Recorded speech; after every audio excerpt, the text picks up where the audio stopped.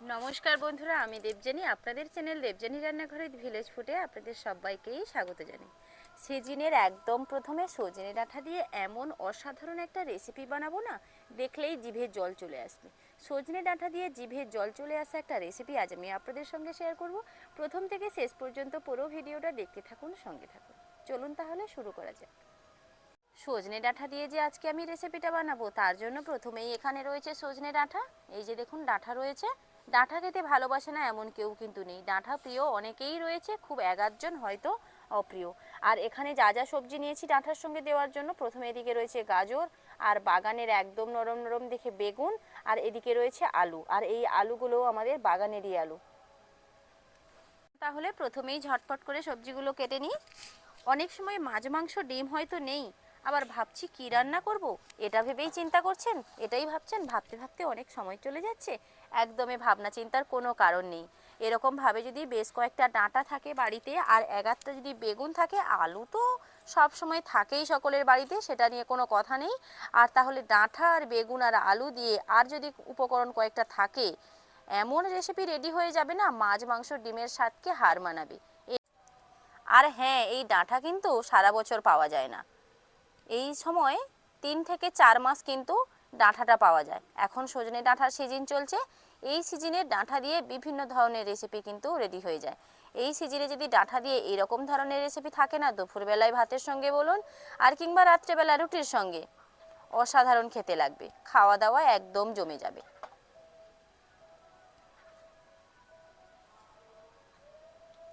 ডাঁটা আমি কেটে নিয়েছি। এই যে দেখুন, ডাঁটাগুলো কেটে নিয়েছি। এইবার কেটে নেব বেগুন।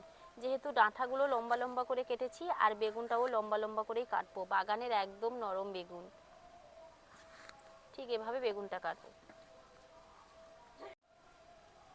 তবে হ্যাঁ, পরিমাপ বুঝে সবজিগুলো দিতে হবে। বেগুনটা আমি একটু পরিমাণে বেশি দিয়েছি, কারণ এগুলো ভাজা হয়ে গেলে একদম নরম হয়ে যাবে, তার জন্য। এইবার দিয়ে দেবো আলু। আর এই আলুগুলো না আমাদের বাগানেরই আলু। আজকে এক্ষুনি একটু আগেই কিন্তু শাশুড়িমা বাগান থেকে তুলে এনেছে আলুগুলোকে। বাগানে এই রকম আলুগুলো ছোট ছোট হয়েছে আর কি, 11টা বড় দেখে আমি এখনই নিয়েছি। আর এগুলো বাজারের আলু।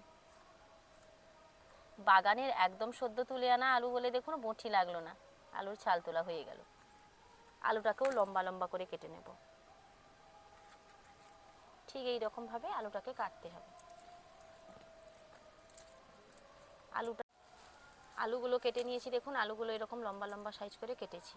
এইবার দিয়ে দিব গাজর। গাজরটা একদম অপশনাল, আপনারা দিতে পারেন আবার নাও দিতে পারেন। গাজরটা আমার বাবু খেতে ভীষণ ভালোবাসে। আলু বলুন আর বেগুন বলুন, ডাঁটা বলুন, এগুলোর থেকে না বাবু একটু গাজরটা খায়। তার জন্য আমি যে কোনো তরকারিতে একটুখানি গাজর দেওয়ার চেষ্টা করি, যেহেতু ছোটো বাচ্চাটা খেতে ভালোবাসে। গাজরটাকেও আলুর মতন করে লম্বা করে কেটে নেব, ঠিক এই রকমভাবে। এগুলো জল দিয়ে ধুয়ে নেব। উনুন ধরে কড়াই বসিয়ে দিয়েছি, কড়াইতে তেল দিয়ে দেব।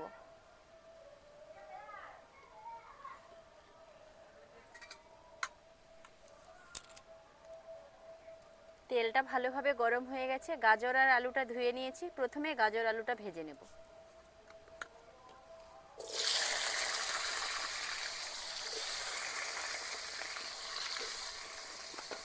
যখনই এরকমভাবে সবজি তরকারি রান্না করবেন, আগে থেকে একটু এরকম লবণ আর হলুদ দিয়ে ভেজে নেবেন, দেখবেন তার স্বাদটা কিন্তু একদমই আলাদা হয়।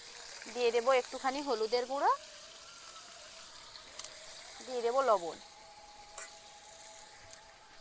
খুব বেশি লালচে কালার নয়, জাস্ট একটু হালকা হালকা লালচে হবে, সেরকম কিন্তু ভেজে নেব।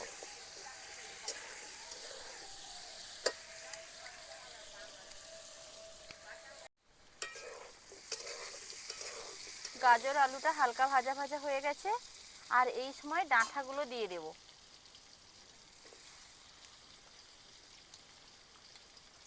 ডাঁটাটা খুব বেশি ভাজার প্রয়োজন নেই, তার জন্য গাজর আলু যখনই হালকা ভাজা হয়েছে ডাঁটাগুলো দিয়ে দিচ্ছি। ডাঁটাগুলো একটুখানি ভাজা হবে।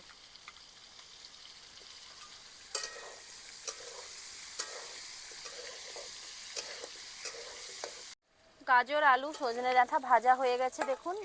এইবার কিন্তু একটা পাত্রে এগুলোকে নামিয়ে নিচ্ছি।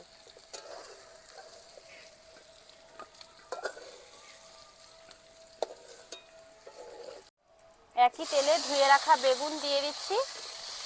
বেগুনি আমি লবণ দেব না, শুধুমাত্র হলুদ দিয়ে বেগুনটাকে ভেজে নেব। লবণ দিলে পর বেগুনটা এতটাই নেতিয়ে যাবে না, যখন ঝোলে বেগুনগুলোকে দেব খুব বেশি সেদ্ধ হয়ে যাবে, ভালো লাগবে না। তার জন্য হলুদ গুঁড়ো দিয়ে দেবো শুধু।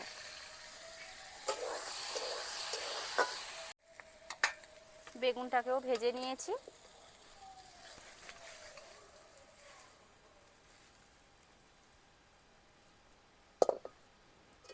এই সবজিগুলোর সঙ্গে আরেকটা উপকরণ দিতে হবে, যেটা হলো বড়ি। এই সবজিগুলো দিয়ে যখনই রান্না করবেন তখনই কয়েকটা বড়ি ফেলে দেবেন, দেখবেন তার স্বাদটা আরও অনেকটাই ভালো হয়ে যায়। তার জন্য আমি এখানে কয়েকটা বড়ি নিয়েছি, বড়িগুলোকে ভেজে নেব। এই যে বড়ি, এগুলোকে আমাদের এদিকে তরকারি বড়ি বলে মানে পরিচিত।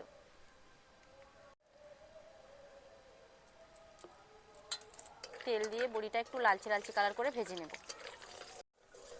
বড়িগুলো লালচে কালার করে ভেজে নিয়েছি, তুলে নিচ্ছি।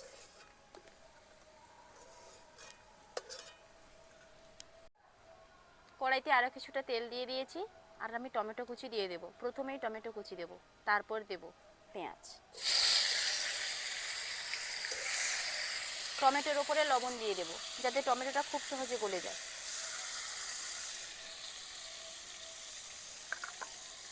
পেঁয়াজটা আমি একটা গ্রেটারের সাহায্যে গ্রেট করে নিয়েছি। টমেটোগুলো প্রায় গলে গেছে, এখন গ্রেট করে রাখা পেঁয়াজ দিয়ে দেব। আপনারা এখানে কোঁচানো পেঁয়াজও ব্যবহার করতে পারেন। পেঁয়াজ আর টমেটো খুব ভালোভাবে ভাজা ভাজা করে নেব। ঠিক যত সময় না পর্যন্ত তেল ছাড়া ছাড়া ভাব হচ্ছে, তত সময় পর্যন্ত ভাজা ভাজা করে নিতে হবে।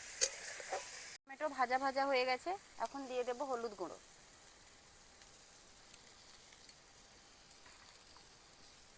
ঝালের জন্য দিয়ে দেব লাল লঙ্কার গুঁড়ো। মশলাগুলো টমেটো আর পেঁয়াজের সঙ্গে একটুখানি ভেজে নেব।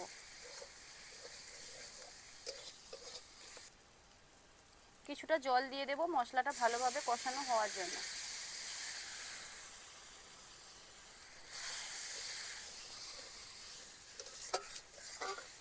মশলা থেকে যত সময় না তেল ছাড়া ছাড়া ভাব হচ্ছে, তত সময় মশলাটা কষানো হতে হবে। আর এদিকে কয়েকটা কাঁচা লঙ্কা চেরা দিয়ে দেব। মশলা চারদিক থেকে হালকা হালকা তেল ছাড়া ছাড়া ভাব এসছে, দেখুন। ঠিক এই সময় কিন্তু ভেজে রাখা সবজিগুলোকে দিয়ে দিতে হবে। এইবার একদম লো আঁচে 3 থেকে 4 মিনিট মশলার সঙ্গে সবজিগুলোকে নেড়ে নিতে হবে। বেগুনটা আমি কিন্তু দিইনি, কারণ বেগুনটা এখন থেকে দিয়ে দিলে একদম ঘেঁটে যাবে, বেগুনগুলো খুব বেশি সেদ্ধ হয়ে যাবে।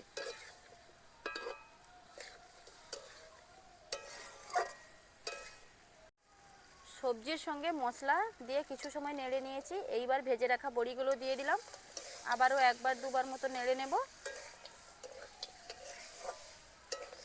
এইবার দিয়ে দেব জল।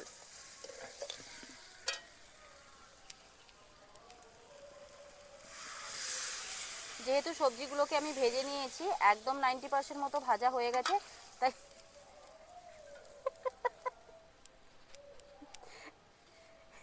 কাচের মগটা দিয়ে জল ঢালতে গিয়ে মগের চাপাই পড়ে গেছে তরকারিতে। আর কিছু করার নেই, নিশ্চয়ই আপনারা দেখলেন যে কিভাবে হঠাৎ করে এরকম পড়ে গেল। তুলে নিয়েছি, ধোয়া ছিল, তাই কোনো অসুবিধা নেই। আর আগুনে যখন ফুটে যাবে না, যা ময়লা থাকুক সেটা আর মানে কোনো কিছু অসুবিধা হবে না, যেই জলটা দিয়েছি সেটাতেই হয়ে যাবে। এইবার কিছু সময় ফোটার জন্য সময় দেব, আর একটুখানি ফোটার পর বেগুনগুলো দিয়ে দেব। সময় ফুটে গেছে, কিছু সময় ফুটে গেছে, এইবার কিন্তু দিয়ে দেব ভেজে রাখা বেগুন। বেগুনগুলো দিয়ে দিয়েছি, আর খুব বেশি নাড়ানাড়ি করব না তরকারিতে। আরও 2 থেকে 3 মিনিট ফুটে গেলে কিন্তু রেডি হয়ে যাবে।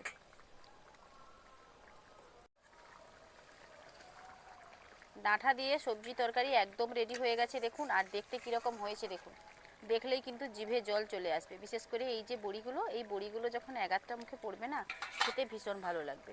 চলুন তাহলে এবার নামিয়ে নিই, তরকারি আমার একদম রেডি হয়ে গেছে। সজনে ডাঁটা দিয়ে রেসিপিটা কি সুন্দর হয়েছে দেখুন বন্ধুরা, দেখলেন তো কত অল্প সময়ের মধ্যে। আর মাছ মাংস ডিম না থাকলেও সজনে ডাঁটার এই রেসিপি খেতে কিন্তু ভীষণ ভালো লাগে। আর ডাঁটা দিয়ে এই রেসিপিটা গরম গরম ভাতের সঙ্গে এত ভালো লাগে না, কি বলবো আপনাদের। এক থালা ভাত কিন্তু আপনারা এক নিমেষেই খেয়ে ফেলতে পারবেন। সজনে ডাঁটা দিয়ে এই রেসিপি আপনাদের কীরকম লাগলো লাইক কমেন্ট ও শেয়ার করে জানাতে ভুলবেন না। যদি ভালো লেগে থাকে আমার চ্যানেলটি সাবস্ক্রাইব করে আমার পাশে থাকবেন, যাতে বিভিন্ন ধরনের রেসিপি আমি আপনাদের সঙ্গে শেয়ার করতে পারি। দেখা হচ্ছে আবার নতুন কোনো রেসিপি নিয়ে, ততক্ষণ সুস্থ থাকুন, ভালো থাকুন। ভিডিওটা এখানেই শেষ করছি, টাটা।